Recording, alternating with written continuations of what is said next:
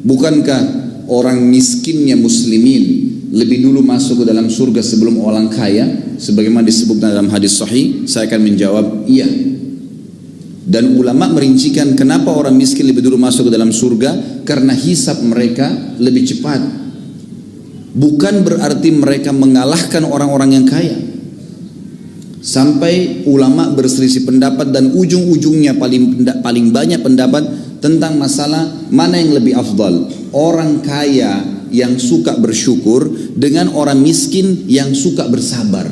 Mana yang lebih afdal posisinya? Ujung-ujungnya adalah mereka menemukan ternyata orang yang kaya bersyukur lebih afdal daripada orang yang miskin sabar. Dua-duanya punya potensi, dua-duanya punya fadilah. Tapi di sini ternyata ada hal yang luar biasa yang kadang-kadang luput dari kaum muslimin.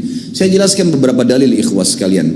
Tentu ini bukan menyalahkan teman-teman kita yang miskin, tidak. Karena Anda miskin pun bisa mengubah nasib. Karena miskin itu masuk dalam takdir ikhtiar. Masuk dalam takdir ikhtiar. Itu potensi. Allah berikan waktu kita sama semuanya. Ya, samanya itu adalah 24 jam. Semua punya mata dua, punya kuping dua, tangannya dua, kakinya dua. Semua punya potensi yang sama. Waktunya sama-sama 24 jam. Sama-sama lahir dari rahim seorang ibu. Kenapa kok ada orang yang maju dan ada orang yang tidak maju? Ini yang butuh kita ya korek. Apa kira-kira rahasianya? Apa kira-kira rahasianya? Ternyata dalam Islam banyak sekali dalil yang mendongkrak kita untuk menjadi orang yang sukses dunia dan juga akhirat. Saya angkat pertama misalnya dalilnya, ulama mengatakan rukun Islam itu ada 5, semuanya wajib.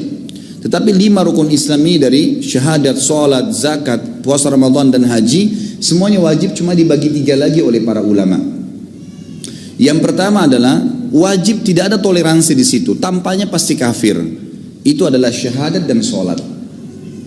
Ini jelas, mutlak. Syahadat, tanpa syahadat seseorang itu dikatakan kafir. Dia tidak syahadat, oleh syahadat dia jadi muslim. Kecuali lahir dalam keadaan Islam, berarti dianggap sudah terwariskan dari orang tuanya. Karena otomatis orang tuanya akan selalu mengajarkan kepadanya masalah syahadat. Kalau masalah sholat, yang meninggalkan secara pembangkangan, sebagaimana ulama mengatakan hukum tarkus sholah amdan wa jahdan, sengaja dan membangkang, itu kufur. Sebagaimana sabda Nabi SAW, al-ahdu alladhi bainana wa bainahum tarkus shalah faman taraka faqad kafar. Perbedaan dasar antara kami dengan orang-orang kafir adalah salat. Siapa yang meninggalkannya maka dia telah kufur. Yang kedua, ikhwan dan akhwat sekalian, rahiman rahimakumullah, adalah rukun Islam yang wajib tapi masih bisa diganti di waktu yang lain. Kalau orang itu punya udzur syar'i, puasa Ramadan, kita tahu kalau orang musafir, sakit, wanita haid dan seterusnya, ada udzur syar'i masih bisa diganti, tapi harus diganti. Allah mengatakan dalam Al-Quran, a'udzubillahi minasyaitonirrajim, fa'iddatu min ayyamin ukhar. Gantilah di hari-hari yang lain, ada toleransinya. Yang ketiga yang jadi saksi bahasan kita, wajib tapi bagi yang mampu, zakat dan haji. Perhatikan apa kata para ulama. Banyak orang Islam salah faham dengan 2 rukun ini.